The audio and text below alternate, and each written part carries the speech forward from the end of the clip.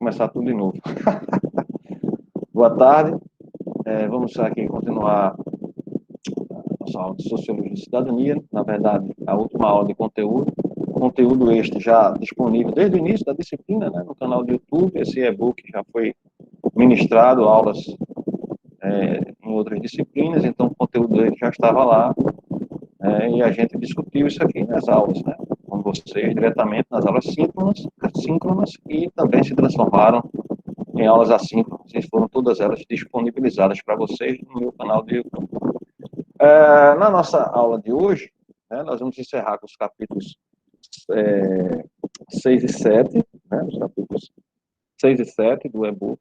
Nós vamos explanar, discutir, ouvir aí os questionamentos de vocês, as dúvidas, e na próxima semana, dia 6/5, teremos aí a nossa terceira e última avaliação.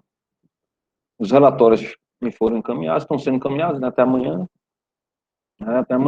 até terminar o dia, né, até o dia 30/4, então até 0 hora, estarei recebendo aí esses relatórios, que é a segunda nota, como a gente tinha falado, e a terceira nota será entre os capítulos 4 e 7, certo? Na semana que vem eu vou disponibilizar essa avaliação para vocês, a terceira. Nas semanas subsequentes, antes de terminar o semestre, né, letivo, no caso 2020.1, nós teremos aí espaços para retardatários, pessoas que, porventura, precisem fazer reposição, e, logicamente, a prova final, que a gente tem até o dia 20, alguma coisa, 26 no calendário, mas eu coloquei aqui dia 20/5, se alguém for para a final, certo? Então, teremos essas últimas etapas aí nesse sentido. Sim, acho que é isso, os informes. Eu passei também e-mails para vocês e pelo canal, pelo WhatsApp. Bem, vamos aí iniciar, né, a aula propriamente, o conteúdo, capítulo 6, exemplo internacional, o caso colombiano, né, destacando que a Colômbia, acho que é bastante conhecido por todos, tem muitos programas, né, tem muitos episódios televisivos, né, na Netflix, sobre Pablo Escobar, né, sobre os cartéis da droga, sobre as Farc, né, que é um grupo guerrilheiro internacional bastante conhecido, marxista, leninista, extremamente radical, que nasceu aí na época da Guerra Fria e tinha como fim, né, como toda a guerrilha tem, aqui no Brasil também teve guerrilha, inclusive a ex-presidente Dilma participou de uma guerrilha, a Vá Palmares, né, ela foi, inclusive assaltou o banco, fez um bocado de coisa aí, certo? Eram essas guerrilhas contra o sistema burguês, capitalista e tal, e que sobreviveu, ainda tem alguns resquícios na Colômbia por muitos anos. E esses grupos criminosos, né, as Farc, um exército de libertação nacional, né, não sei que libertação é essa, mas enfim, tinha como proposta derrubar o governo, né, derrubar a democracia representativa, que para eles era um instrumento de dominação burguesa, né? Na verdade eles queriam tirar um instrumento, entre aspas, de dominação burguesa, que você pode alternar o poder, para instalar um instrumento de dominação ditatorial proletária, armada e terrorista. Essa é a verdade. Mas, enfim, esse grupo ficou por lá, esses grupos terminaram, como todo grupo criminoso, né, se aliando e se alinhando a outros grupos criminosos, que não tem nenhum fim político de derrubar governo, no sentido de instalar uma ditadura do proletariado, mas de instalar, assim, um domínio econômico, político, usando, inclusive, os instrumentos da democracia. O Pablo Escobar foi eleito senador da República Colombiana, né, para vocês terem uma ideia. E aí, infiltrou, né, com vários corruptos e bandidos, tal, a estrutura política do Estado colombiano. E a criminalidade chegou a um patamar realmente muito, muito alto. Medellín, nas décadas de 80, 70, né, 75 em diante, 80, 90, até inícios dos anos 2000 era catastrófica. Era uma coisa, Bogotá e Medellín, as duas principais cidades colombianas, eram impraticáveis. Era algo assim Só para se ter uma ideia, a taxa de homicídio é de 10 por 100 mil habitantes, a gente coloca como limite do tolerável. Cidades como Medellín, né, cidades populosas, complexas, tinham taxas de 384 por 100 mil habitantes. O Exército não dava conta da quantidade de corpos nas ruas, né, mortos na carnificina, que era o tráfico junto com as Farc. E aí, a Colômbia, hoje, né, já há uns 20 anos ou mais, controlou, né, vem controlando a violência, as Farc praticamente entregaram as armas, os grupos guerrilheiros foram totalmente desarticulados, né, os cartéis das drogas se enfraqueceram bastante, terminaram migrando para o México. O México hoje é que é a bola da vez. As fronteiras do México são extremamente violentas, homicídios acontecem à luz do dia, na frente de todo mundo. Algo muito parecido com o que acontece no Rio de Janeiro, né? Então, assim, a Colômbia conseguiu, e aí a gente vai justamente discutir por como ela conseguiu. Como é que ela conseguiu, já que nós temos exemplos aqui no Brasil, né, principalmente o PCC, Primeiro Comando da Capital, como grupos criminosos responsáveis por muito homicídios, muita violência, e que foi levado para outras regiões do país, inclusive aqui na região Nordeste. Não à toa, a região Nordeste se tornou a região mais violenta em números absolutos do Brasil. Então temos aí, logo no início, né, e aí eu vou abrir aqui, esqueci de abrir, vou abrir para vocês, para a gente poder ler isso aqui direto. Só um minutinho.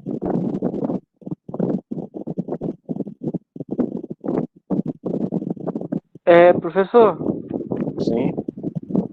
muitos falam, assim, historiadores falam que a Colômbia ela é muito parecida, assim, sociopoliticamente com o Brasil. Alguns falam, né? O senhor concorda com isso? Essa Olha, semelhança política? eu não concordo muito não, certo? Primeiro, o desenho institucional da Colômbia não é federativo, tá certo? A própria estrutura de Estado na Colômbia não é igual ao do Brasil.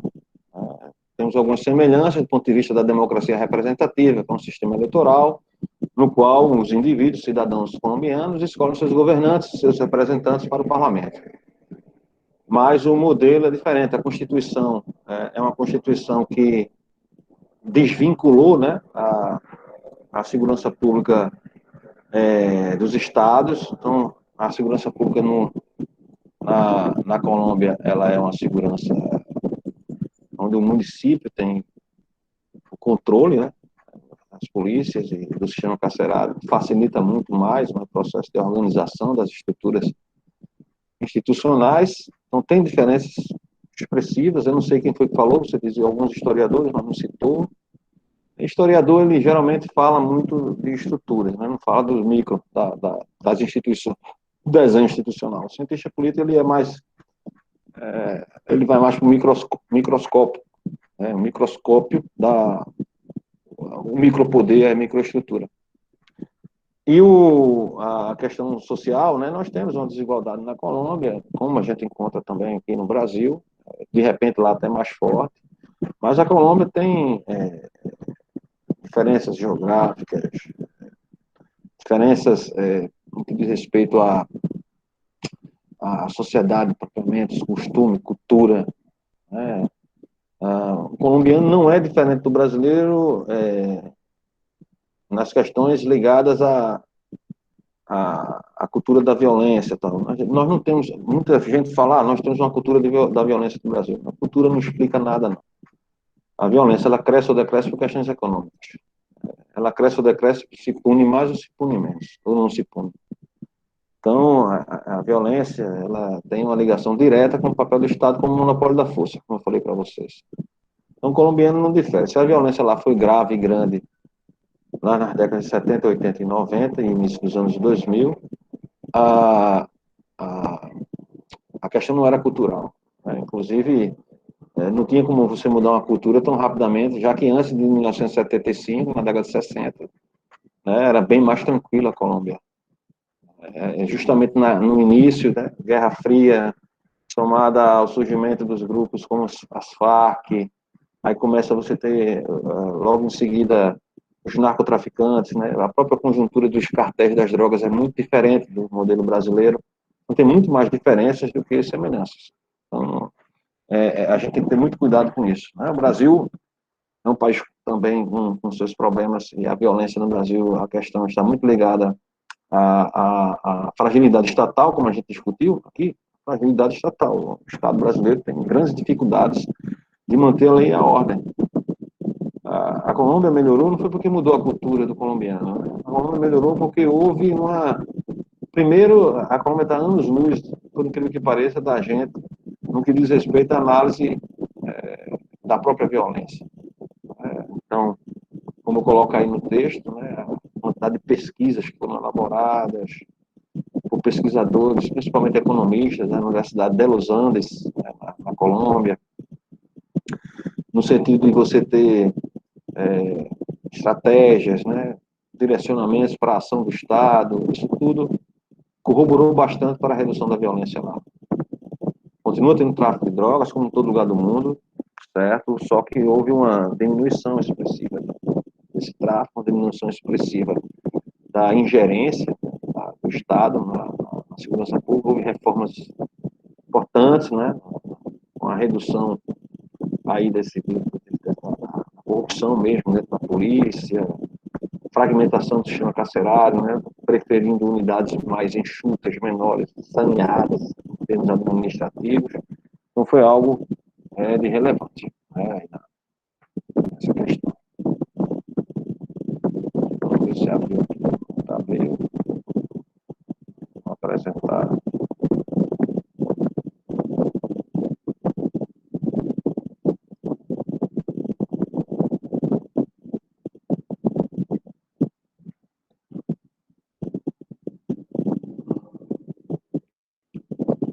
Vamos ver se aparece aí. O calor tá grande.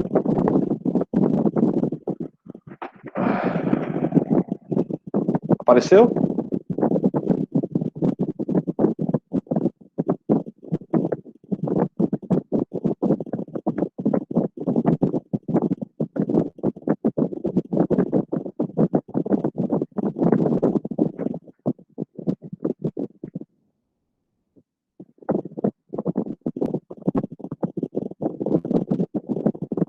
Estão todos vendo aí o material?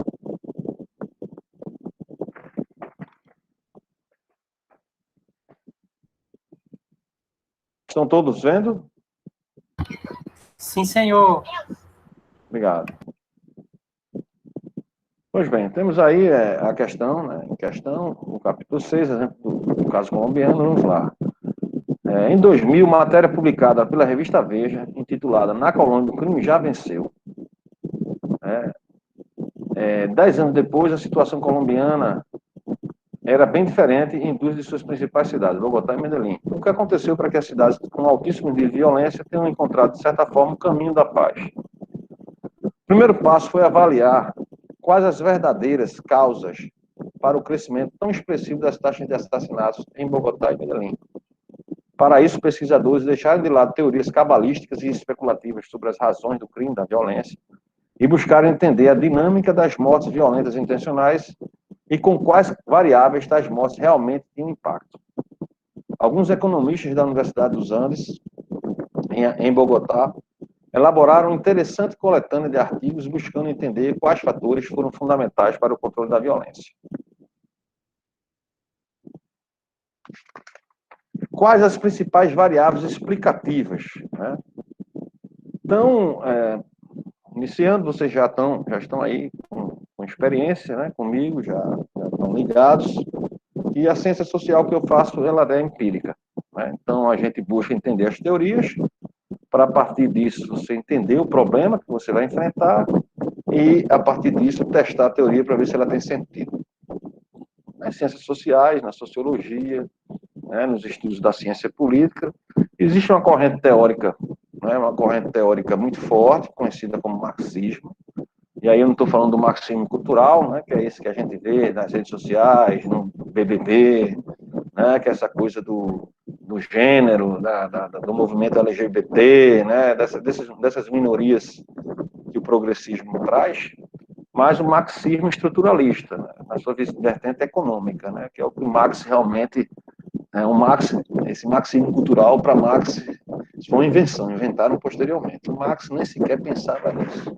Certo? Essa história de movimento social, movimento LGBT, não sei o quê, é uma coisa contemporânea. O Marx não pensou nisso. São os neomarxistas que trouxeram isso para a discussão. Então, do marxismo estruturalista, que é o marxismo real, o marxismo econômico, né, o Marx como economista do capital, que vai trazer elementos dos quais a violência é resultado, ou seja, é produto das desigualdades sociais e da pobreza. Essa é a teoria marxista, estruturalista, de caráter econômico, que a gente traz para testar. E o que é que a gente viu? A gente viu que, não obstante melhorias socioeconômicas, sendo essas melhorias socioeconômicas avaliadas através de indicadores sociais e econômicos, como foi visto nos capítulos anteriores, não tinha-se uma resposta no que diz respeito ao controle da violência. Em muitos casos, como no Nordeste, na Paraíba, é o contrário, né? Os indicadores sociais e econômicos que testam essa teoria marxista, estruturalista, mostravam justamente o contrário do que a teoria trazia, que a violência não era produto das desigualdades sociais, como se colocava de forma tão cabal e expressiva pelo marxismo estruturalista, mas resultado de vários problemas institucionais, sobretudo ligados à justiça, na justiça criminal, que resvalavam em alta impunidade, e essa sim gerava, ou seja, fazia com que a violência fosse o produto dela, né, a impunidade e tal. Isso não foi muito diferente na Colômbia. Esses economistas, né, o exemplo de Torres aqui, procurou, através de estudo em cima de artigos e tal, desmistificar, de certa forma, uma série de teses antropológicas e sociológicas, dentre as quais é a que eu falei, o marxismo estrutural, que defendiam mudanças culturais ou estruturais, né, as antropológicas, que aí o marxismo cultural entra, e as sociológicas, né, questão estrutural, econômica e tal, socioeconômica, como causas determinantes para a redução da violência, inclusive dos homicídios. Né? E eles, de certa forma, fizeram isso. E essa questão de desmistificar terminou motivando, estimulando um livro que eu publiquei em 2012 chamado Homicídios no Nordeste, né? Que era uma desmistificação da violência homicida. Quais fatores têm incidido para a redução dos homicídios, né, na região andina? Os homicídios são utilizados como um indicador de violência. Torres aponta para vários fatores. Então, nós temos aí a recuperação do aparato de justiça, pois incrementou as taxas de detenções e aprisionamento em cerca de 45%. Houve melhor funcionamento de instituições de fiscalização e controle da violência e da segurança pública, além do cerco aos grupos paramilitares, as milícias urbanas, tais como as Farc. Né? Então, o problema, né, as Farc, aí, o Exército, as Forças Armadas Revolucionárias da Colômbia. Então, veja aí que, dentro dessa coletânea, né, de artigos, que foram testadas várias variáveis nesse caráter, houve uma crescente, né, houve uma redução dos dados, né, então os dados, tanto de Medellín e Bogotá, entre 94 e 2004, apresentando aí, principalmente na cidade de Bogotá, uma coisa mais linear e contínua, mas ambas apresentando tendência, né, de queda nos números de homicídios. E aí, divergindo de Posada, Posada que vai afirmar que existe uma cultura da morte, né, do colombiano, né, como se o colombiano ele tivesse isso na sua ossatura cultural, né, que a Colômbia seria um país assassino, e segundo o autor, né, o Gaviria, Torres e tal, vão afirmar que é improvável que há um ethos, ou seja, um hábito assassino dos habitantes da região andina, se há reduzido a quarta parte de prevalente em 1991. Tampouco tem sustento empírico que a desigualdade, a pobreza e a exclusão, como condições objetivas, se hajam reduzido em tão grande magnitude como para provocar semelhante redução na violência. Então, tanto a cultura não mudou drasticamente de uma hora para outra, e nem a pobreza diminuiu ao ponto de você gerar essa queda da violência. E o que é mais curioso quando se fala do Nordeste, né? Lá a pobreza, a desigualdade, a exclusão continuaram bastante significativas na Colômbia.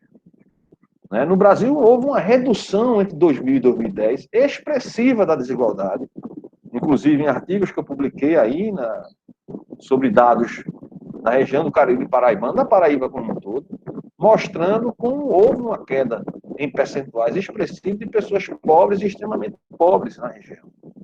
Né? E, por outro lado, um crescimento avassalador da violência. E aí, né, a gente encontrando aqui, né, nesse último parágrafo aqui da página 122, tem-se o seguinte: os argumentos de Torres caminham no sentido de desmistificar teses estruturalistas e marxistas baseadas em discursos que ligam a pobreza e a desigualdade, bem como a cultura da violência ou ethos assassino, como causas para a violência, sobretudo os homicídios. Defende a tese na qual a debilidade institucional, somada ao incremento das atividades ilícitas, como o tráfico de drogas e o plantio da coca, bem como a participação de grupos à margem da lei, né, as Farc, Exército de Libertação Nacional, que é outro grupo paramilitar, os milicianos, a exemplo dos milicianos que nós temos no Rio de Janeiro, são variáveis relacionadas ao crescimento ou redução dos homicídios. E aí rechaça-se, né, a desigualdade e a pobreza como sendo as causas, né, da violência. Até porque na Colômbia elas não caíram significativamente e a violência caiu. Então, nem se mudou o ethos assassino, que não existe, isso aí é apenas um mito, e as questões estruturais, né, as questões econômicas de desigualdade e de exclusão social não estariam na raiz do problema. E é interessante porque né, eu acho que a maioria de vocês já tiveram aulas de sociologia e tal, e o discurso sempre é um discurso estruturalista, no sentido de explicar tudo pela exclusão social. Não, isso aqui é tráfico de drogas, exclusão social. Violência, exclusão social. A educação é exclusão social. Tudo se explica com essa palavra mágica. Né? E nem sequer se tem trabalho de dizer o que é exclusão social. Né? O que é exclusão social? Qual a variável que eu mensuro exclusão social? Quais são os indicadores de exclusão social? Né? Então, só para a gente ter uma noção disso, e eu vou trazer para vocês aqui um banco de dados, né? Eu sempre apresento esse banco de dados para meus alunos, né? Seja alunos de graduação ou pós-graduação, justamente para a gente entender essa questão, né? Esse conceito tão abstrato, que é o conceito, né, de exclusão social, de desigualdade, né, de pobreza, né? A gente olha saindo do shopping center Recife ou do shopping Rio Mar, lá em Recife, né, quando você atravessa a ponte ali e sai para ir para Boa Viagem, e você vê aquelas palafitas, né, as pessoas vivendo naquela situação de alta vulnerabilidade social, você se pergunta, vige, né, que desigualdade social? E aí a gente não busca tentar entender essa desigualdade social através de números, através de dados, através de indicadores. Que é isso que a verdadeira ciência social deve fazer. A verdadeira análise sociológica deve fazer. Ela não pode ficar apenas num discurso ou atrelada a apenas uma teoria, como a marxista, que é a que domina, né, a área de ciências humanas na universidade, que é incrível, né? Uma universidade ainda está tão limitada nessa seara, nessa discussão. E aí eu vou parar de espelhar, eu vou parar essa apresentação aqui do livro, por enquanto, né, a gente volta já, para mostrar a vocês, né, essa questão ligada à exclusão. O que é a exclusão social? O que é a pobreza, a desigualdade, né? É uma discussão que a gente já vem fazendo aí, aqui nas aulas, e vocês, no senso comum, né, e nas aulas do ensino médio e tal. Mas não se discute isso do ponto de vista empírico, né? Do ponto de vista estatístico, do ponto de vista da observação propriamente. Né? Vocês estão vendo aí o banco de dados? Sim, professor. Esse banco de dados é do Atlas Brasileiro, certo? De 2013, referente ao que eles chamam de desenvolvimento humano do Brasil. Atlas do Desenvolvimento Humano do Brasil. E aí nele nós temos vários indicadores, certo? Indicadores de pobreza, indicadores de desigualdade e tal. E são N indicadores. Esse banco de dados é um grande banco de dados. Nós temos ele a nível municipal, a nível estadual e a nível de Brasil, certo? Isso aqui são os indicadores. Ó. Expectativa de vida. Esses aqui são os anos do censo do IBGE, 1991, 2000 e 2010. Estava para se fazer um censo ano passado, mas tivemos a pandemia e ele ficou um pouco atrasado. Não saberemos quando ainda vai sair os dados de 2020. Porque a cada 10 anos o IBGE faz o censo. E esse banco de dados é referente ao censo. Nós temos aí um painel, em 91, 2000 e 2010, onde, no qual a expectativa de vida, e nesse banco de dados nós temos as siglas aqui, ó, siglas, expectativa de vida. O que é a expectativa de vida? Número médio de anos que as pessoas deverão viver a partir do nascimento, se permanecerem em constância ao longo da vida, o nível e o padrão de mortalidade, polaridade e prevalecência no ano do censo. Então, você já tem aqui o conceito, certo? É uma variável importante, porque ela mensura a qualidade de vida de uma sociedade. E qualidade de vida está atrelada, justamente, a melhorias sociais. Melhorias sociais, Então, se você tem melhoria social, você tem menos exclusão social. Então, a exclusão social, ela é um indicador extremamente abstrato e que, para eu analisá-la, eu preciso de indicadores, e não só um ou dois, mas vários. Então, ao exemplo aqui de expectativa de vida, a expectativa de vida do brasileiro saltou de 1991 de quase 65 anos para 2010, quase 74 anos. Então, se ganhou aqui 10 anos a mais de expectativa de vida, melhorando a qualidade de vida do brasileiro. Vamos pegar outra variável aqui. Vamos pegar a variável, acho que é BV, que eu estava essa semana trabalhando. É esse indicador aqui, BV.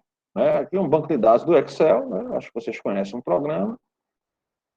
BV, não, BZ, B alguma coisa, deixa eu ver. Pronto. Essa aqui é CK. CK, RDPC. O que é RDPC? Vamos lá para as siglas. Siglas, RDPC. Vamos lá ver. Não fui muito. RDPC. Vou devagarinho para que vocês possam ir acompanhando. Tá vendo aí? Ó, são várias. Percentual de variáveis educacionais. Estão vendo? São várias. Quando o jornalista responsável lá chega e diz: o Brasil tem uma educação péssima. Tá certo, porque ela é péssima. Porque ele vai numa escola sucateada e mostra a escola toda sucateada e o professor reclamando. Por isso que jornalismo não é ciência, entendeu? Jornalismo é uma forma de você ficar, muitas das vezes, ludibriado com a verdade. Mas tá aqui, ó, renda per capita. RDPC, renda per capita. O que é a renda per capita? É a renda per capita média. Sim, o conceito mais explicado é a razão entre o somatório da renda de todos os indivíduos residentes em domicílios particulares permanentes e o número total desses indivíduos nos valores em reais de 1º de agosto de 2010, ou seja, referentes ao valor de 2010. Então, corrigido, a renda per capita corrigida para 2010 em relação aos anos de 91, 2000 e 2010, nós temos um crescimento aqui que sai de 447,56 para 793,87.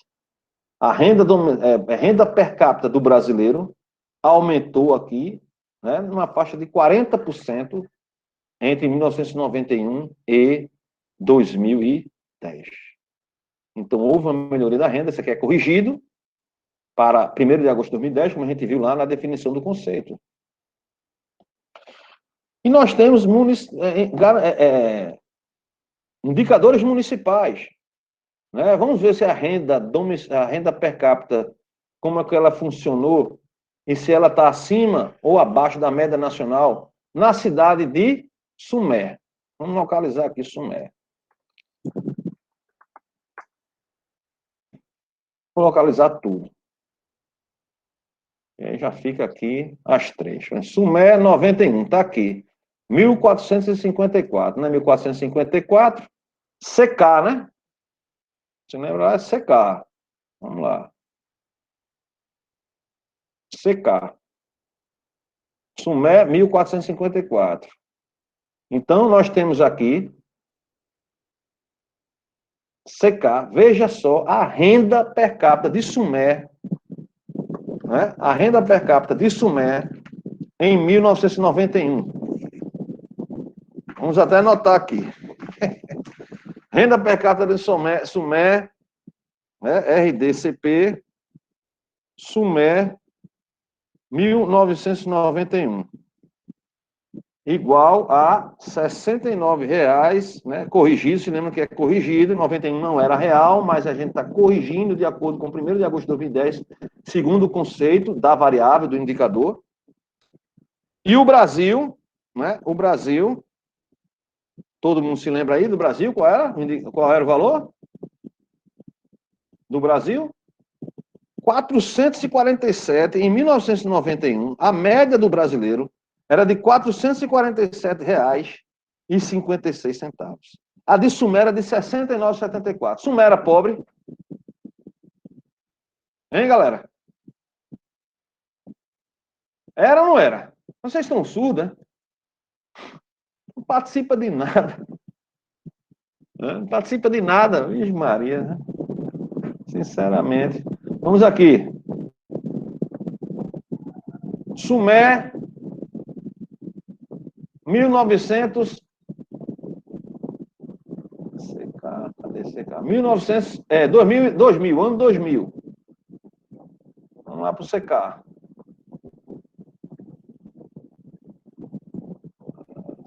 CK.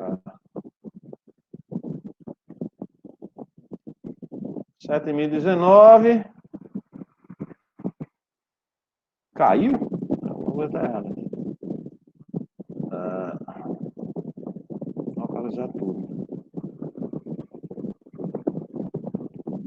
Primeiro para cá. Sumé 1991. Renda per capita, CK.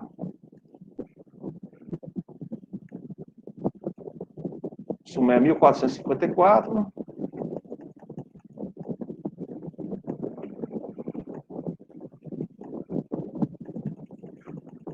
CK 69,74, tá certo. 7.019.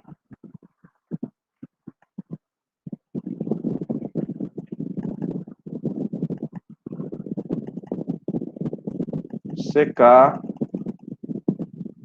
59,10, ou seja, caiu, né? Caiu, enquanto o Brasil foi para 592. Houve um crescimento de 592 para 592,46. A renda per capita de Sumé caiu em 2000. Né? Em 2000, foi para R$ 59,10. Em 2000, né, vamos botar aqui, em 2010, era de R$ 793,87. E entre 2000 e 2010, houve uma melhoria socioeconômica em praticamente todos os municípios. Vamos ver lá, Sumé em 2010, está aqui, vamos ver CK, 2010.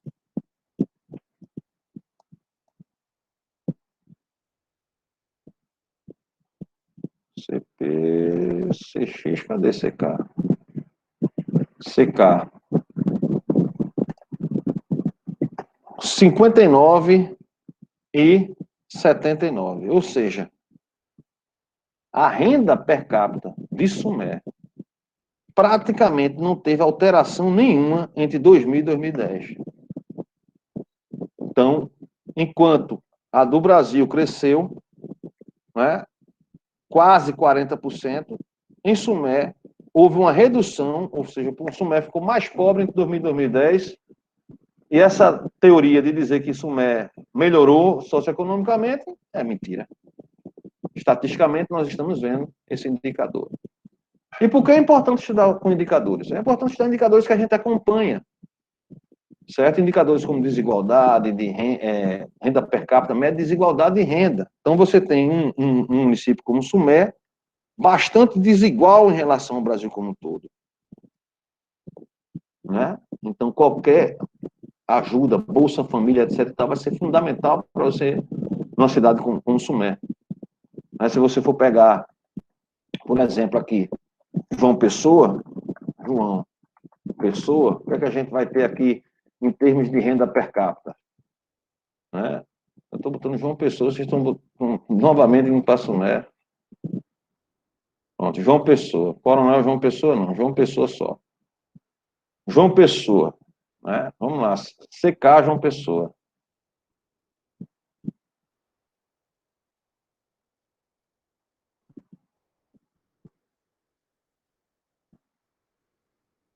R$ 76,89 em 1991. Veja a diferença em relação a R$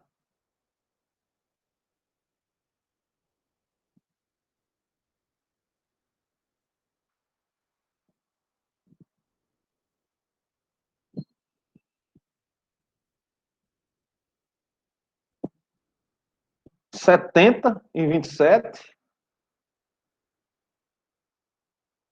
Tinha alguma coisa errada, por isso que eu estava achando diferente. CK aqui não está sendo o mesmo de cá. BR. Aqui está, CK. RDCP. Vamos procurar por RDCP. Está dando divergindo, porque não é a mesma sigla. Por isso que eu achei estranho. Por isso que eu achei estranho. RDCP CK é aqui. Vamos ver município, onde é que está RDCP. O município está diferente. Tá aqui, RDCP. É CL. Por isso que estava dando tão baixo. Ali era em termos percentuais. Então, João Pessoa foi para CL aqui. Vamos ver. Sumé novamente. Sumé novamente. Eu acho que agora. Sumé.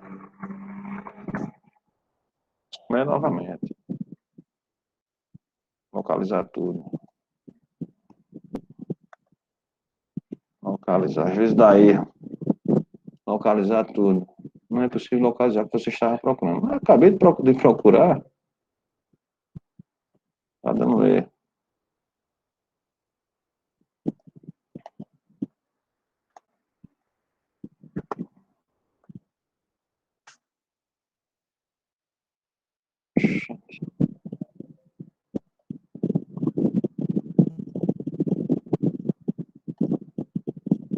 Está dando erro aqui.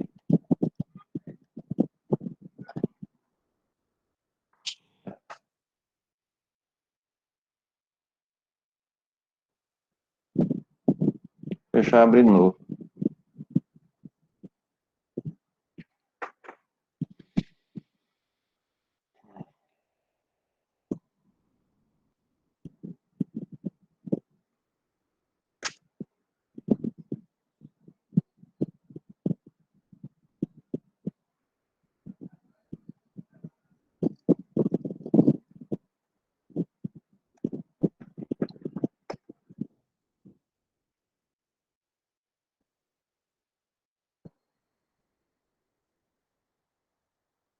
Sumé. 1991. CL. Não era CK, não. Era CL.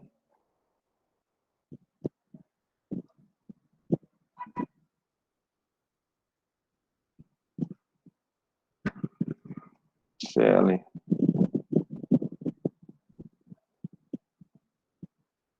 Tá certo? Rapaz. CM.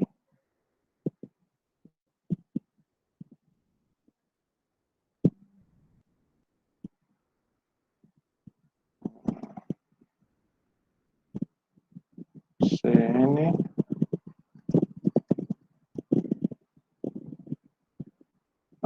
Educação, isso aqui. CN.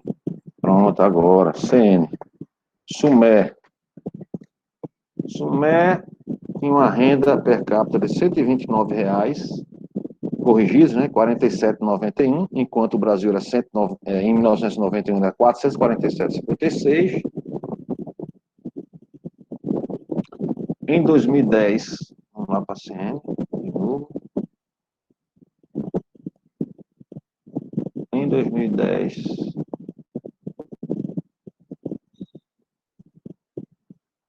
né? Em 2010 foi para 169,90, 196,90.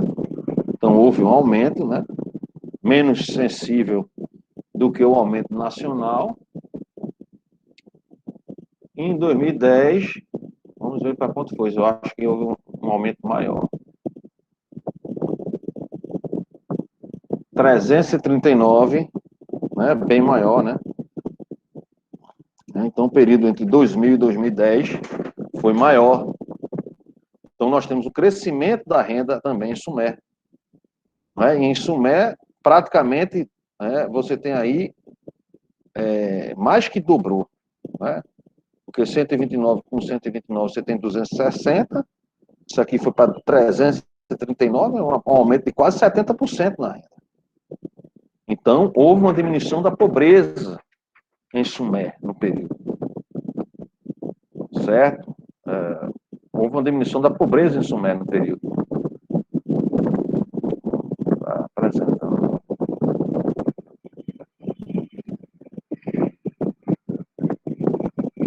Ninguém me disse nada, o negócio estava nem aberto aqui.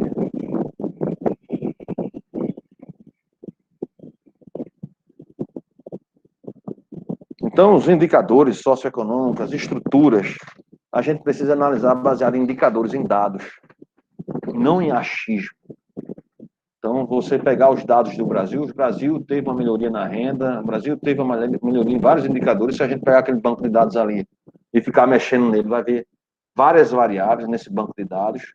Né? Quando a gente pega aqui as siglas, né? Então, nós temos a expectativa de vida, né? Taxa de analfabetismo, que mede também, além da educação, desigualdades, taxa de frequência à escola.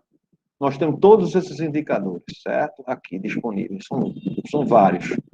Renda, aqui, ó, índice de Gini, percentual, poxa vida, percentual de extremamente pobres, que é um indicador fundamental, extremamente pobres. Né?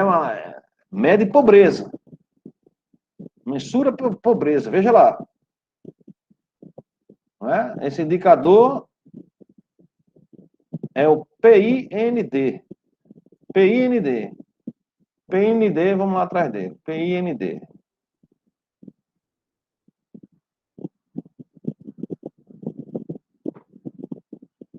Está aqui. Então, veja que a extrema pobreza no Brasil caiu de 18,6% em 1991 para 6,6% em 2010. Então, o Brasil ficou menos pobre, está comprovado aqui pelos indicadores. E nesse mesmo período, entre 2000 e 2010, entre 1991 e 2010,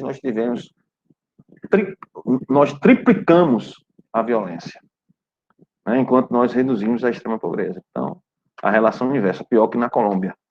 Pior que na Colômbia. Vamos voltar para lá, o livrinho.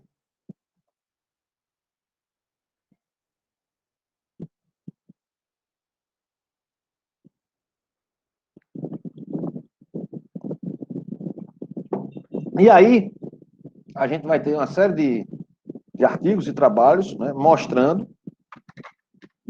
as hipóteses, tanto as hipóteses estruturalistas como as hipóteses institucionais. Então, aqui, né, Gaetan, né, nesse dado aqui, utilizou métodos estatísticos de regressão. Né, regressão é uma metodologia estatística da econometria, certo? Para medir níveis de impacto de associação ou não entre variáveis, entre indicadores. Por exemplo, entre o indicador de extrema pobreza e violência, eu vou fazer uma regressão, né, analisando através de uma série temporal de vários anos, se há relação entre esses dois indicadores, né? E vários outros indicadores. O modelo é um modelo muito variado, para a gente ver níveis de significância estatística. E ele verificou que algumas hipóteses de estudos sobre a violência, que tinham como mote relacionar a violência homicida com a desigualdade e a pobreza e o caráter colombiano violento, não se sustentavam ao teste empírico dos dados, como nós fizemos agora com a extrema pobreza. Não se sustenta, né? Estatisticamente. Então, o Brasil, não ficou mais violento porque ficou mais pobre. Porque ele ficou menos pobre e mais violento. Tá certo? Então, o marxismo estrutural, ele não, né, empiricamente, ele não é uma teoria válida. Então, vários estudos foram feitos aí, né, nesse capítulo, tentando medir e analisar as variáveis, os indicadores. Alguns trabalhos que negligenciam a atividade criminosa do tráfico de drogas. E aí tem esse trabalho do Gaviria, que é muito interessante, né, no qual ele vai dizer, olha, o crime organizado, em particular dos narcotraficantes, é o responsável pela rápida evolução da violência na Colômbia, desenvolvendo também novas tecnologias que aumentam substancialmente o aprendizado criminal entre os jovens, ou seja, o recrutamento de jovens para atividade criminosa, né, geralmente produto da fragilidade institucional. Os narcotraficantes estimulam a mudança comportamental nas comunidades, as quais dominam, muito parecido, e aí sim, viu, Alex, muito semelhante, né, ao que nós encontramos no Brasil. E aí, se chega, né, meio que uma teoria, né, do que aconteceu na Colômbia. Uma teoria construída através da análise. Então, o Rubio vai trazer esses pontos aí, que as causas, né, as conclusões sobre as causas, né, da criminalidade na Colômbia seriam as seguintes: o deficiente desempenho da justiça penal, que incentivou os crimes, né, e corroborou para o aumento do comportamento violento, porque aí você, de certa forma, estimula o ator, né, criminoso a praticar mais crimes, porque ele faz um cálculo estratégico baseado na escolha racional, né, que é uma teoria econômica do crime, na qual a sua tese coloca como sendo o comportamento violento atrelado a estímulos econômicos. Então, o sujeito vai cometer mais assaltos e roubos devido à facilidade de cometer assaltos e roubos e saber que a vítima provavelmente não vai estar armada, principalmente em situações nas quais o Estado limita muito o acesso à arma de fogo ou outro tipo de arma de proteção, né, que a gente chama de handguns, né, armas de mão, armas de porte. E os fenômenos violentos propiciados por grupos armados, né, no caso as Farc daqui no Brasil, no caso os grupos criminosos que surgem dentro dos presídios e viram verdadeiras organizações violentas fora dos muros, né, porque você tem, além da fragilidade institucional e não punir, a corrupção dentro das instituições, facilitando o trabalho dos criminosos, dos grupos criminosos ilegais. E aí um trabalho também interessante aqui, né, com 3 modelos de regressão foram elaborados, né, aqui nessa tabela, baseada aí no estudo de Sanchez e Mendes, né. Você pode ver que é um livro da década passada, já utilizando análises com método estatístico, e a gente só veio usar muito recentemente. Eu, que trabalho dentro da área de segurança pública, participo de alguns grupos, é muito difícil, eu trabalho com dados, com indicadores, e a maioria trabalha com achismo, com política, fazendo política e tal, e aí quando a gente pergunta, a gente faz perguntas, olha, vocês chegaram a isso, que conclusão, vocês chegaram à conclusão baseada em que dados, baseada em que desenho de pesquisa, e eles não sabem explicar, não tem, né, trabalham muito de forma no tato, né, sem a ciência ali dando base. Então, aí, nesses 2 parágrafos aqui, a gente tem a descrição da tabela ao lado da tabela 17, né? Então, os resultados mostraram que o efeito do coeficiente de Gini, né? Esse coeficiente de Gini tem nessa tabela, no gráfico, né, que eu demonstrei a vocês, aquele tabelão, aquele banco de dados do Atlas, que mede, o Gini, ele mede concentração de renda. Então, quanto mais perto de zero, menor é a concentração. Quanto mais perto de 1, é um indicador entre 0 e 1. Quanto mais próximo de 1, maior é a concentração de renda. O Brasil deve ter o Brasil no Gini, né? Aproveitar até que o banco de dados está aberto aqui, o indicador de Gini está bem aqui na minha frente. O Brasil, no que diz respeito ao Gini, né, vamos ver do último dado, né, do Gini aqui, do indicador de Gini, o Brasil está com 0,60, para você ter uma ideia. 0,60, o indicador de Gini do Brasil do último censo de 2010. Sabe qual é o indicador da Suécia? 0,2. Tá certo? Então, a sociedade praticamente sem desigualdade. Então, o índice de Gini no Brasil ainda mostra uma grande concentração de renda. E aí você poderia dizer, e foi crescente, então, o Brasil, professor? Não, foi pior. Em 2000 era 0,64, ou seja, caiu a concentração de renda do Brasil com um aumento. E qualquer quedinha de 0,01 Gini é um grande impacto, porque é um indicador muito concentrado. Então, caiu 4, de 0,64 para 0,60. Então, o Brasil teve uma queda da concentração, uma melhoria da renda e uma diminuição da extrema pobreza, com uma triplicagem dos números de homicídios, mostrando que, me desculpe os marxistas, mas eles estão falando besteira, tá certo? O Brasil melhorou, inclusive agora, né, a gente está tendo essa crise toda, pandemia, e antes mesmo da pandemia, quando houve lá aquela crise política com o PT e tal, impeachment da Dilma, tudinho, já vinha tendo, desde 2014, uma queda nesses indicadores, né? Nas estimativas dos indicadores. Mas, muito provavelmente, fora a taxa de desemprego, que cresceu bastante, por questão, né, dos últimos 3 anos, né, de problemas políticos e econômicos no país, os outros indicadores não tiveram tanto impacto assim, não. Nós tivemos os programas sociais continuaram sendo pagos, não houve, como em países como a Venezuela, que não tem dinheiro para nada. Né? Então, o Brasil continuou pagando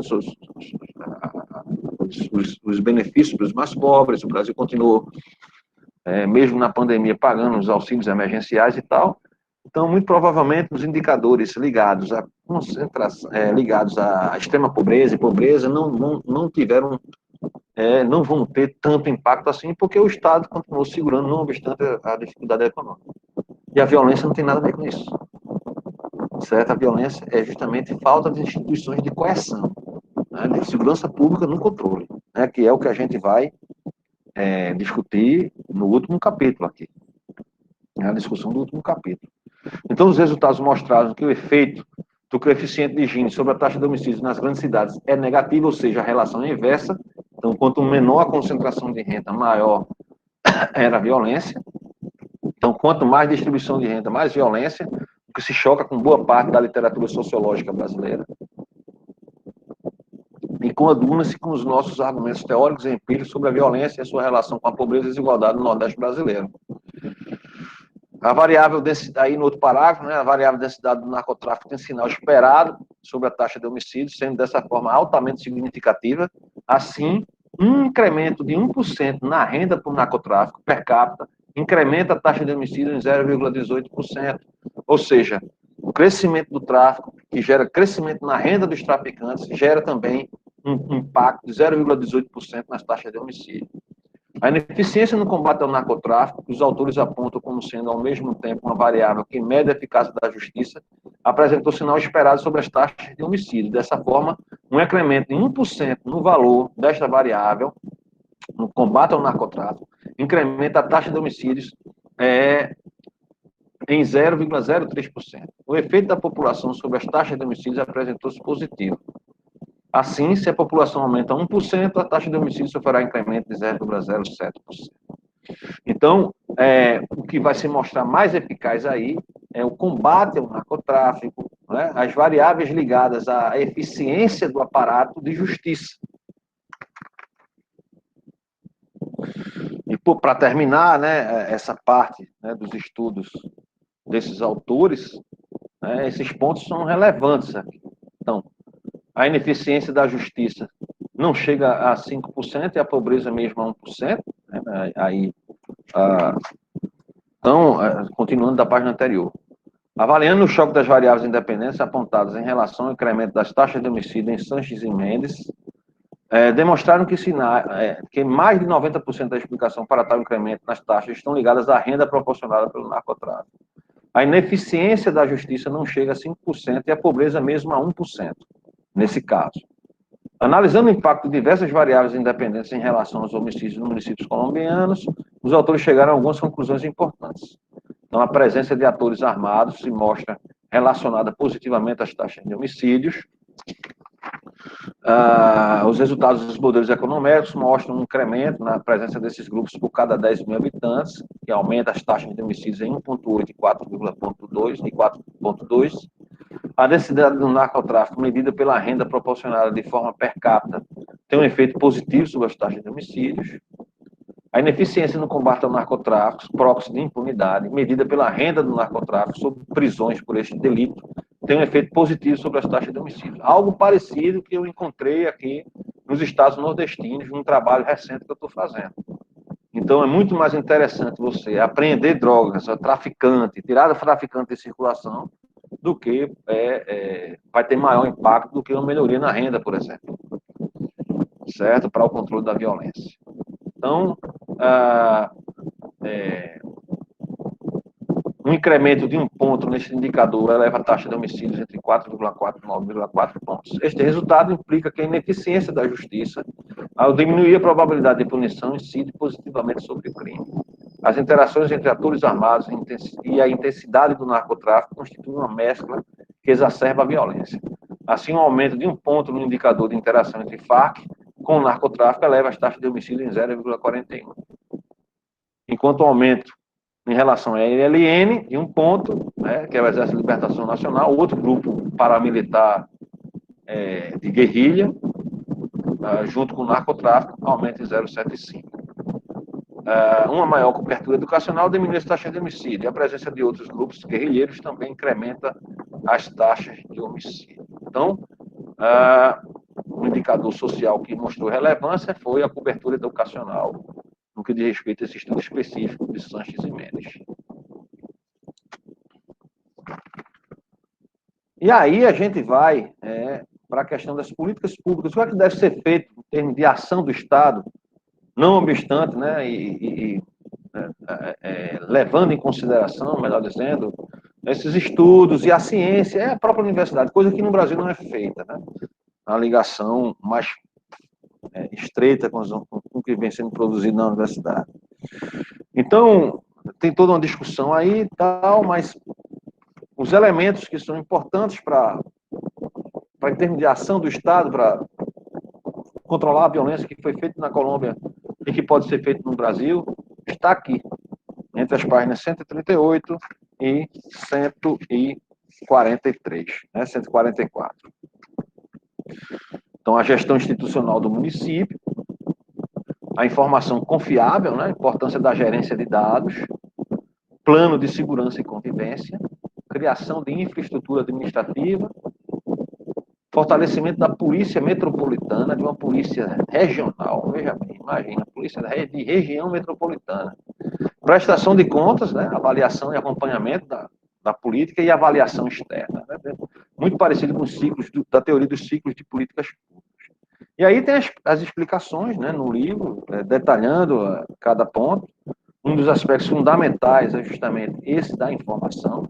A informação confiável, não se faz política pública em nenhuma área, muito menos na segurança pública, sem dados estatísticos, sem informações criminais. Então, como vem se apresentando em diversas áreas das políticas públicas de gestão, a informação e os dados estatísticos são imprescindíveis para a aplicação de políticas e de recursos públicos. Saber da realidade sem dados é praticamente impossível, Fica feito jornalista ali titubeando nas matérias de jornais. Dessa forma, a informação passou a ser de fundamental importância e a informação ela só pode estar com base em dados. Então, sem informação detalhada dos atos de violência e delinquência, seria muito difícil realizar análises, tomar decisões e avaliar as ações executadas para o enfrentamento dos problemas de segurança e de cidadania. Então, dessa forma, foi criado o Sistema Unificado de Informação em Violência e Delinquência, lá na Colômbia, nas principais cidades, e esse mecanismo gerou aí todo um cardápio para o gestor público agir. fato, ainda muito incipiente no Brasil. Então, plano de segurança, né, bem explicado aí, criação de infraestrutura administrativa e por aí vai.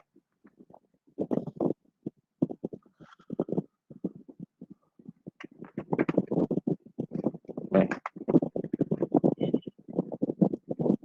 Então, o caso colombiano é um caso importante, um caso que serve de exemplo aí para ser executado, avaliado, né, levado em conta para a política e a gestão de segurança pública. E o capítulo 7 e último, gestão pública, gestão da segurança pública democrática, vai justamente no sentido de dizer, olha, o que é que a gente pode fazer para controlar a violência no Brasil de uma forma mais científica, estrutural, baseada em dados, né, baseada em gestão científica, como a gente falou em todo o livro, principalmente nos capítulos 2, 3, no capítulo 6, né, referente ao que foi feito na Colômbia, baseado em dados, desarticulando grupos criminosos, de uma forma científica e, ao mesmo tempo, democrática, ou seja, respeitando o Estado de Direito, aquela discussão que foi feita no capítulo 1 do livro. É justamente implementar, né, uma gestão da segurança pública eficiente e eficaz. Como a gente vê aí no início, né, nesse capítulo, no capítulo 7, nós temos problemas sérios nessas estruturas, né, desde a estrutura policial até a estrutura do sistema carcerário. Então, essa citação aqui de Renato Lima e Samira Bueno, né, que são os dois que dirigem o Fórum Brasileiro de Segurança Pública, diz o seguinte aí: então, as instituições policiais não experimentaram reformas significativas nas suas estruturas, ou seja, manteve-se aquilo que eu falei lá no capítulo 4, né, sobre a estrutura da segurança pública ainda militarizada, ainda arcaica, ainda do período autoritário e tal. Então, faz anos que o Fórum Brasileiro de Segurança Pública destaca que o Congresso tem dificuldades para fazer avançar uma agenda de reformas imposta pela Constituição. Eu discuti a Constituição lá no capítulo 4, né, mostrando como falta uma regulamentação da atividade, né, das instituições ligadas à segurança pública, e até hoje possui diversos artigos sem a devida regulação, abrindo margem para enormes zonas de sombra e insegurança. Então, nós temos problemas estruturais e nós temos problemas também gerenciais. E esses problemas gerenciais terminam gerando uma questão de falta de confiança nas instituições, né, pela sua ineficácia e pelo baixo resultado dessas instituições. Então, nós temos aí, nessa citação destacada aí, uma desconfiança, né, uma pesquisa feita pelo ICJ Brasil, ligado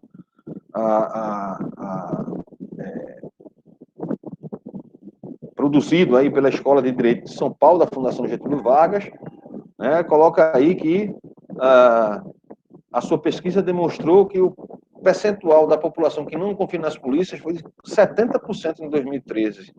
Enquanto isso, polícias como a norte-americana, a desconfiança é de apenas 12%.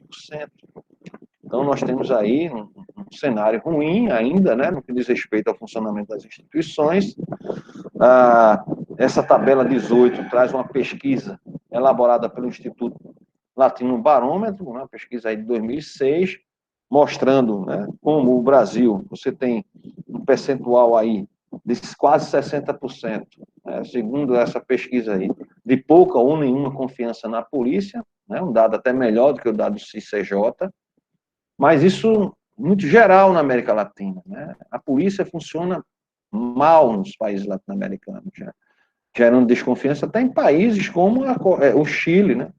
Que apesar de ter um percentual bem menor do que o restante, você tem ainda um percentual alto, né? De quase, vamos dizer aí, de 26%. Um outro problema é o sistema carcerário, uma superpopulação e sem administração. Esse gráfico 15 mostra, né, como houve um crescimento dessa população carcerária brasileira, maior detalhamento, né, esses dados já foram atualizados, está maior ainda, a população prisional ultrapassa hoje 700 mil, né, essa população prisional, mas no sistema fechado, né, no sistema de sentenciados em regime fechado, nós temos aí um percentual de apenas 41%, né, como a gente vê nesse gráfico aqui. Isso aí, essa situação, do ponto de vista estatístico, não mudou muito, não, de 2014 para cá. né? Houve um aumento em termos quantitativos, mas em termos percentuais não houve alteração significativa. Nós mantivemos aí a maioria dos sistemas sentenciados em regime fechado, é 41%. Então, essa história de dizer a gente prende muito e o sistema está abarrotado, está muito pela falta de administração, né? Nós temos uma administração pífia, porque você tem 41% em regime fechado e 41% sem condenação, ou seja, presos de forma preventiva provisória, muitos deles ilegalmente. Se fala muito em igualdade de direitos, né? Agora, inclusive, com a anulação das condenações do processo que foi feito em Curitiba em relação ao presidente Lula, o ex-presidente Lula, se colocou isso, olha, isso aqui foi injusto porque o juiz é suspeito, o juiz que julgou. E aí você anulou todas as decisões e voltou para estaca zero o processo de acusação, fazendo com que o réu deixasse de ser acusado em duas instâncias e voltasse a ser considerado inocente até o processo transitado e julgado. Então, hoje, Lula é inocente, juridicamente falando. Independente de você ser a favor ou não do PT, hoje, juridicamente, o Lula ele está elegível. Por quê? Porque ele não tem condenação em segunda instância, que é quando denota a ficha suja. Ele hoje é ficha limpa. Mas eu estou dizendo tudo isso para dizer uma coisa bastante simples. A igualdade perante as leis, ela não pode ser vista apenas como um ingrediente para determinadas pessoas pelo seu privilégio, oposição e status social, quem quer que seja. Então, o Lula, foi feita a justiça, não foi? Do ponto de vista técnico, foi. Do ponto de vista normativo, interpretativo, a gente pode questionar não a anulação do processo, né, em si, vamos dizer assim, mas esse dado aqui, 41% daquelas pessoas estão no sistema prisional, e aí a gente não pode dizer se está isso provavelmente no regime fechado, porque você só vai para regime semi-aberto ou regime aberto se o seu processo foi transitado e julgado e você está cumprindo a pena, condenado, e não preso de forma provisória ou preventiva, que você não está cumprindo a pena. Então nós temos um problema que quase a metade da população carcerária brasileira hoje não foi condenada. Se não foi condenada, eu não posso falar que eu estou com o sistema abarrotado. Porque se as pessoas não foram julgadas, elas estão presas de forma ilegal. Então, um problema administrativo sério. E aí a gente entra numa outra questão, que é a questão da gestão da informação,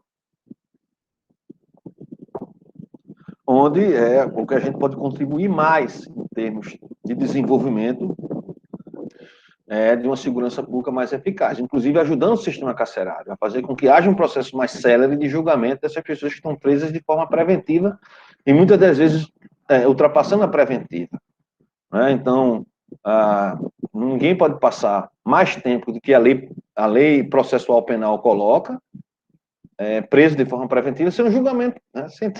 sem ser julgado e condenado ou absolvido, se for o caso de comprovada a sua inocência. Isso é um direito civil. Um dos direitos humanos que a gente discutiu na nossa vertente, que é a vertente universalista, e não progressista, na qual, na visão universalista, todos são iguais perante a lei.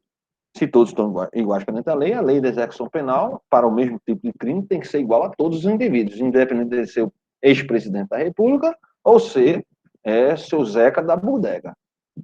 Então, existe aqui toda uma conjuntura que a gente tenta criar aqui no sentido de melhorar a gerência da segurança pública.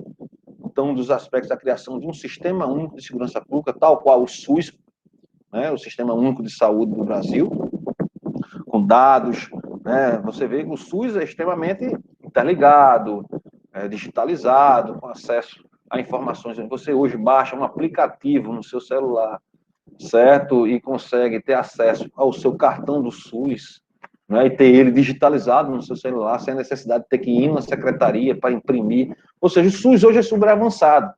Você entra no DataSUS, que é o Sistema de Banco de Dados do Sistema Único de Saúde, que eu uso muito, porque lá existe uma codificação pela classificação internacional de doenças chamada mortes por agressão, que são todas as mortes violentas intencionais, né, que as secretarias de segurança pública não conseguem trazer esses dados para um Sistema Único de Segurança Pública nacional, e esse Sistema Único de Segurança Pública, como o SUS, fazer a administração gerencial desses dados. Nós não temos isso. E aí a minha sugestão está aqui nesse parágrafo, e nas demais páginas, até a página 163, né, que é fundamental a criação de um sistema do modelo do Unified Criminal Registers dos Estados Unidos, né, que é um modelo de desenho institucional parecido conosco, um modelo federativo, né, brasileiro, dos norte-americanos. Então, essa unidade administrativa, ela tem com a instância local o município. Então, para você ter uma ideia hoje, os dados de homicídios no Brasil, né, pelo Sistema Único de Saúde, ele é municipalizado. Então, as mortes por agressão no Sistema Único de Saúde, no SIM, Sistema de Informação de Mortalidade, eu tenho acesso municipal. Já na Secretaria de Segurança Pública, além de eu não ter acesso a dado nenhum, eles só disponibilizam no site deles documentos em PDF. O órgão, que é uma instituição, né, um órgão que é uma ONG, o Fórum Brasileiro de Segurança Pública, que eu acabei de citar, uma citação do Renato Lima, que é seu presidente. É ele, esse órgão, através dos anuários, né, de segurança pública, que todos os anos eles disponibilizam com dados abertos no Excel, como o SUS faz, com o sistema de saúde, que organizam esses dados de criminais. São eles que organizam, não é a Secretaria de Estado e muito menos a Secretaria Nacional de Segurança Pública, a Senasp, que é para inglês ver, não faz absolutamente nada nesse aspecto de gerencial de dados. Se não gerencia dados, não vai gerenciar a segurança pública. Nenhuma organização, seja ela uma empresa privada, uma indústria, um setor administrativo qualquer, nenhum pode prescindir de dados para tomar decisões. E a segurança pública, as decisões são tomadas a toque de caixa, porque não tem gerenciamento de dados adequado, muito menos municipal. Então, esse modelo do Unified Criminal Registers dos Estados Unidos é um modelo muito bom, que se adequa muito aos vislumbres que Luiz Eduardo Soares, Cláudio Bealto, eles foram aí aqueles criadores, pelo menos teóricos desse sistema de segurança pública. Esse UCR dos Estados Unidos são capazes aí de gerenciar esse modelo, de gerenciar, né, esses dados. São dados interessantes, são dados que são diretamente ligados ao FBI, né, norte-americano, né, a Polícia Federal Americana, que é o Federal Bureau Investigation, né?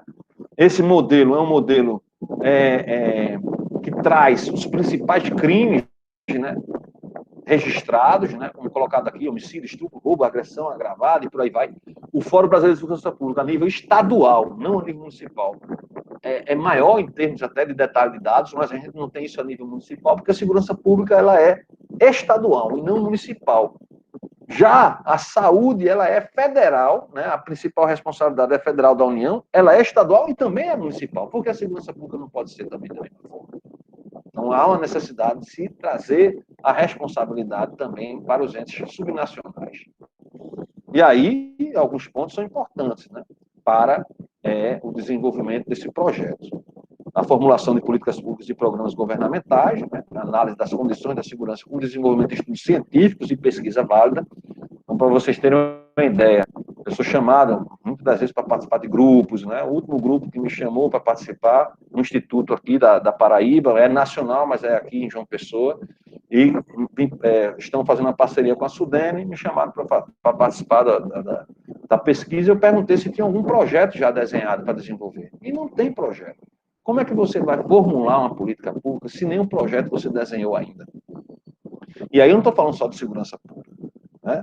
Então, a gestão de um sistema único de segurança pública, é isso que eu acabei de falar, parcerias, cooperação técnica com órgãos internacionais, né, que possam ajudar na formulação de planos para aprimoramento técnico, tanto informacional como na formação de recursos humanos, e um órgão competente de acompanhamento, unidade gestora, que acompanha constantemente a situação da segurança pública nos 3 níveis da federação. Sugerir outras coisas, como, por exemplo, a gente ter aí pelo menos dentro da Secretaria Nacional de Segurança Pública, um consórcio de governadores, um consórcio de representantes dos estados e dos principais municípios do país, né, pelo menos das capitais, para que fosse feito aí uma grande orquestração, né, na qual você tivesse indivíduos que pudessem formular essa política pública a nível nacional, né, ouvindo as unidades subnacionais. Então, até esse momento, isso é só papel, né? Isso é só está no mundo das ideias. Pouco avançou-se. Esse sistema do InfoSeg, né, que é o sistema de informação de segurança pública, o acesso é restrito. Então, por exemplo, eu sou um pesquisador da área de segurança pública, não tenho acesso às informações de segurança pública do InfoSeg, não adianta muito, e eles não usam esses dados para elaborarem pesquisas. Então, fica uma coisa sem muita utilidade. Um policial militar paraibano, por exemplo, que estiver fazendo uma abordagem em Monteiro, certo? E essa abordagem foi um indivíduo suspeito, ele vai pedir o documento, esse indivíduo pode estar até com uma identidade falsa, ele mostra esse documento, esse policial militar não vai ter um telefone, um smartphone, um tablet, alguma coisa, que ele tenha acesso a um InfoSeg para poder saber se aquele indivíduo tem algum mandado na justiça ou não. Algum mandato, né, de prisão. Aliás, mandado de prisão na justiça. Uma coisa simples, que nos Estados Unidos o sujeito para, o outro indivíduo lá, a tecnologia é tão grande que eles conseguem fazer isso até com análise facial, né? Você coloca, enfim, a tecnologia é avançada. Enquanto aqui, né, nós estamos ainda engateando. Então, para conclusão, né, concluindo aí a questão, né? Então, a discussão que nós tivemos aqui, toda a nossa discussão, é uma discussão voltada para a discussão da democracia, né, da violência e da segurança pública, em pelo menos em três conceitos fundamentais. O conceito de democracia contemporâneo, baseado no procedimentalismo democrático, no qual os direitos civis são fundamentais, a garantia dos direitos individuais, como a gente viu aqui, constantemente violados no Brasil. A questão da segurança pública como um remédio a esse mal da nossa democracia, que é a violação dos direitos civis, uma segurança pública eficaz, eficiente e efetiva, do ponto de vista da formulação, execução e avaliação de políticas públicas, né, da gestão pública, da discussão constitucional do papel da segurança pública como sendo um elemento fundamental para garantir direitos civis, que é a base dos direitos humanos, que é a base da cidadania, são os direitos civis. O indivíduo que está preso de forma preventiva, sem ser julgado, num sistema abarrotado, né, já mostra muito bem, enquanto outros indivíduos, a Suprema Corte é super rápida, né, como a gente falou do exemplo do ex-presidente Lula, a Suprema Corte é super rápida para indivíduos da elite. Os indivíduos da elite, ela é super rápida, enquanto os indivíduos da democracia, do demos, né, do povo, ela é bastante lenta. Né? Então, mantemos esses indivíduos, se são culpados ou não, a gente não pode dizer, são julgados. E, por fim, né, a gente propor mecanismos objetivos, independente de reformulações e reformas constitucionais, para fazer com que a segurança pública ela avance na garantia desses direitos que está na base do conceito de democracia que a gente trabalhou aqui. Então, eu acho que com isso a gente finaliza. Né? Eu acho que qualquer coisa aí vocês... Vou disponibilizar essa aula também, mais na frente, junto com as outras que já estão lá, e aí vocês fiquem à vontade para fazer questionamentos, certo? Eu agora só sou ouvidos.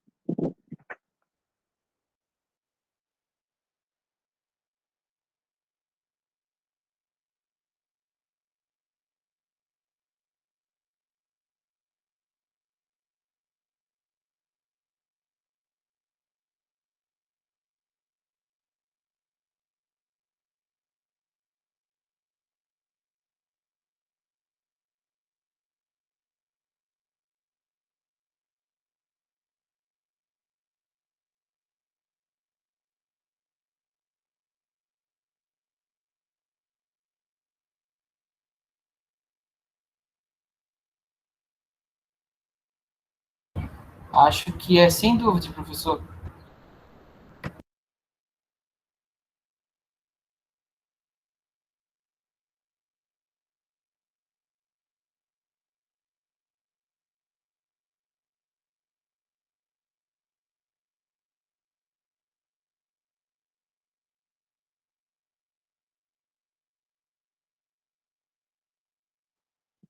Ó, pessoal, desculpa que travou.